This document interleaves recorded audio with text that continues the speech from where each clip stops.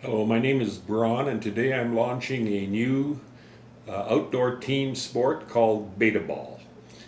It's based on the principles of baseball with a few major rule changes and a few changes to the field of play and to the home plate. I'll explain these adaptations in a second. Imagine the game of baseball as it's regularly played, the same structure, the same players, the same skills, same uniforms, same equipment, the same infield, same outfield, 90-degree vector, all of that is the same. What changes is 40 to 60 times in a game, 40 or 60 scenarios when there's a new batter at the plate, i.e. the leadoff batter in each inning, where there's a new batter at home plate, and the bases are empty. That occurs about 40 to 60 times a game. In those scenarios, the beta ball rule kicks in, and there's a defensive point scenario where a defensive point is possible. Now, the difference between beta ball and baseball is that in baseball, only the batting team, only the offense can score. That's why baseball and cricket are unique in the world. They're the only two sports in which the offense can score. The defense cannot. In most other professional sports, like football or hockey or basketball or rugby, both the offensive team and the defensive team can score. Think about it.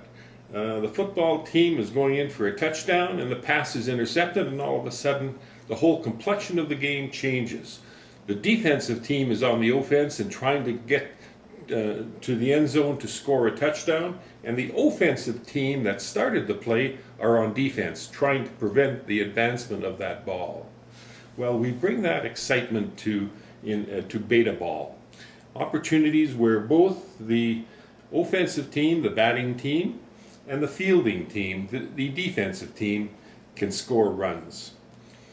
The offensive team, the batting team, will score runs in the traditional way they're scored now: runs, hits, and errors. The defensive team, the fielding team, will be able to score defensive points on every defensive point play opportunity. Those defensive points will accumulate, and initially they may just be a footnote to the score of the game after runs, hits, and errors. Team A got so many defensive points, Team B got so many defensive points.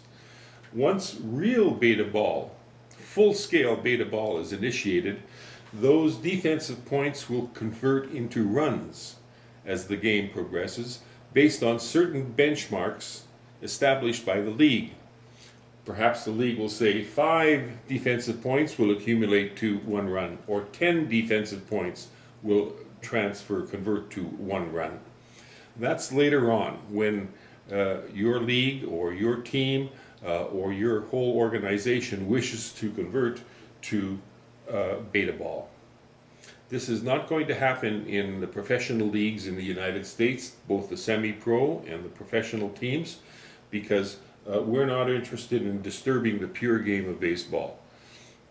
That's American culture and American traditional history, 150 years old, and to introduce or to confront American-style pure baseball would be a disrespect to the culture in the United States, and we're not going to do that. Our primary market is in Europe and in East Asia, the countries where baseball is established or trying to establish itself but failing, such as in China, where we try to create a more interesting game, more action, more excitement, more demonstration of the basic skills of baseball: throwing, catching, hitting, pitching, fielding, and hitting.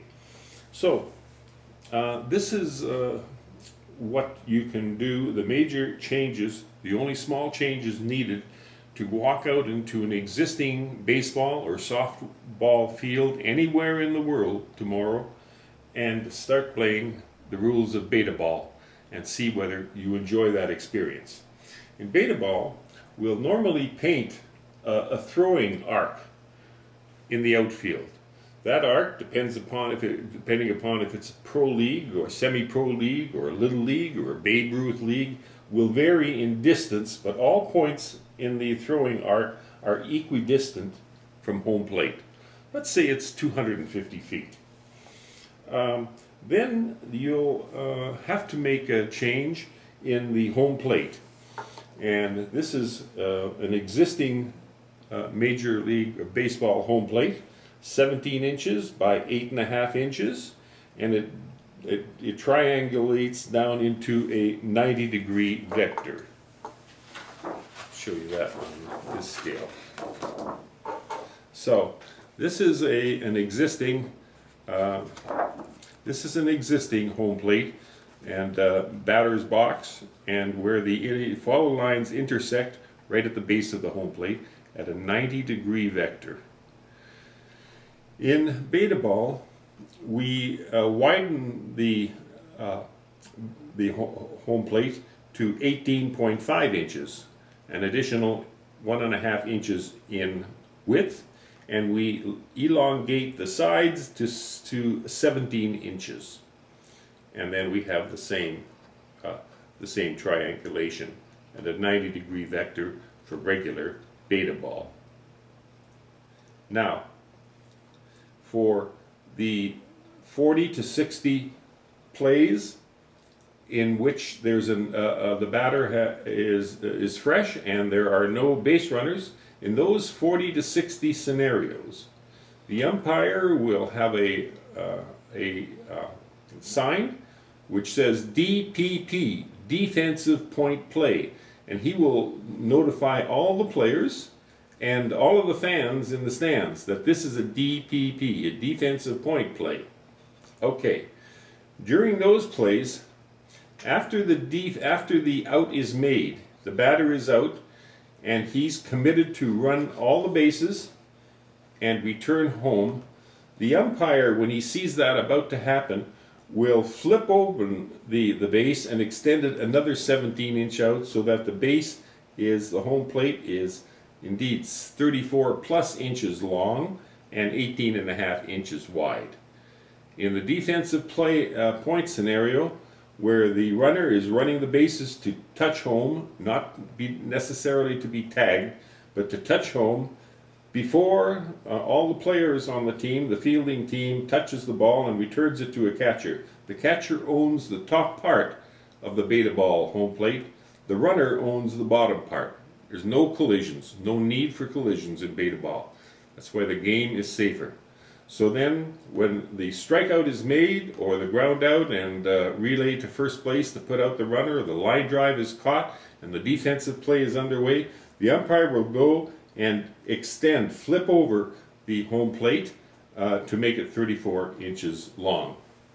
So, if you want to practice BetaBall, what you'll do is just create a temporary throwing arc by going to your local store and purchasing some foam brushes. And you take a single foam brush and you spray paint it a fluorescent yellow. And then you take each fluorescent yellow marker and insert them into the ground, into the outfield grass, right to the tip, and you just have a series of these every 15 to 20 feet along the arc. They can be removed after the game, and if a outfielder or runner touches them, the foam will just bend, it won't trip the player, so the player will be safe if he confronts one of these markers. But you put a series of 20 or 24 markers along the arc. When you move to a full commitment to BetaBall, you'll actually paint maybe a 5-inch wide, 6-inch wide arc, or 150 millimeter wide mark in yellow or distinctive color. Now, for the home plate, just go to your local hardware store or building materials store and buy a rubber mat, 4 feet long by a foot wide. And you take the rubber mat down, you cut it in the middle, and you put tape. You tape it so that the whole mat will fold in like this. So that the whole mat indeed folds. Boom, like that. And the umpire merely comes by and folds the mat out when the double play, the defensive point play is evident. Okay. So that's the start of understanding BetaBall. Simply put, a temporary arc, throwing arc, and then adjust a larger home plate. Now in BetaBall, the purpose of the arc is that during the defensive point play, when the outfielders have to handle, throw, and eventually throw the ball to home plate in the last throw of the routine, all the outfielders must be beyond the arc. They can't see a defensive play forming here and then come running in, so they just have to choreograph the ball moving around. But what's important, as soon as the defensive point play is evident, all the fielders must recognize that there's a runner's swath. This is invisible 3.5 meter wide swath, unique to each runner, whether they're sharp on the bases or whether they take a very long round of the bases when they're in full steam for 14 or 16 seconds. As they make this from a strikeout, they make this 130 meter dash. Or if it's a ground ball and they're out at first, then it's a 90 meter dash around the 3 bases and to home. Or they're out by a long fly ball into the outfield. Then if it's not beyond the throwing arc, then again all 9 players have to touch the ball. But if the long fly ball is beyond the throwing arc, or the long foul ball is caught beyond the throwing arc, then only the 3 outfielders must handle the ball and get it home to the catcher to be awarded a defensive point if they're ahead of the runner. On those long fly balls or long foul balls to the corners, the runner is probably even at second base or beyond second base when the catch is made. So consequently, only the 3 outfielders have to handle the ball, get it to the last outfielder beyond the arc, and he fires it home to the catcher. So 40 to 60 times a game, you're going to see one of the most exciting plays in baseball. And that's the throw from the outfielder to home plate to try to catch a runner. So there are also many benefits, physical benefits to the game of BetaBall over baseball. And I'm not going to show those benefits to you. We're not going to study them. We're not going to back our claims that the game is faster. There's more participation by all the players. It's more of a physical game for each of the players. We're going to let each team do that. And in order to do that, we'll have a supply of heart monitor wristwatches, wristbands, which measure the distance that a player travels, his heart rate, his blood pressure, and the amount of calories that are being consumed. And packs of 20 of these watches will be lent free from our office to any team anywhere in the world for 1 week free. We ship them out, and then after a week of experimentation, you'll ship them back. Generally, the manager of that team will equip all 9 or 10 players with the watch, 18 to 20 players with the watch, and then play an intramural game of straight baseball and record the heart monitor data for each of the 18 players or 20 players who participated in the game. Next game, they'll play BetaBall with the new rule, out rule, when the bases are empty, and there's a new batter, and the batter is out 40 to 60 times a game, they will do the defensive point rule. And they'll also take all of these measurements over a 2 or 2.5 hour period, whatever it takes, and record those. And then they'll see player by player the physical activity, the distance that they travel during the 2.5 hours, their heart rate, their blood pressure rate, the calories consumed, basic informational data of what the physical participation of that player was, and they'll see the results. So that's the game of BetaBall. We invite everybody, every baseball team in the world to take a few days and at least test the game out with the new extended rule, the new out rule. Then we're going to introduce BetaBall, not in the regular baseball 90-degree vector diamond, but we're going to create a game called BetaBall 7s. And this will be played on a field in which the foul line vector coming into home plate is only 70 degrees, not 90 degrees. So we'll bring this, each of the sidelines, each of the foul lines in 10 degrees. And it's called BetaBall 7s, 7770, because it's played with 7 players. 2 outfielders, 3 infielders, pitcher, and a catcher. It's played for 7 innings, and it's played on a field with a 70-degree vector. The inspiration for this came from rugby 7s, as it's played around the world now, but when I first went to Asia 30 years ago, it was rather exclusive to Europe and Asia, and it's called rugby 7s. They play with 7 players instead of 15, with 3 men in the scrum instead of 8. Same rules, and they only play 15-minute games, 7.5-minute halves. In BetaBall, we'll play 7 innings, but probably the inning would be shortened to 3 balls, 3 strikes. 3 strikes, you're out. 3 balls, you walk. Or 2 strikes, you're out, and 3 balls, you walk. So we'll shorten the game, intensify it, much more action crammed into smaller time, and this will be played in 3- and 4-day tournaments in different cities where baseball is popular.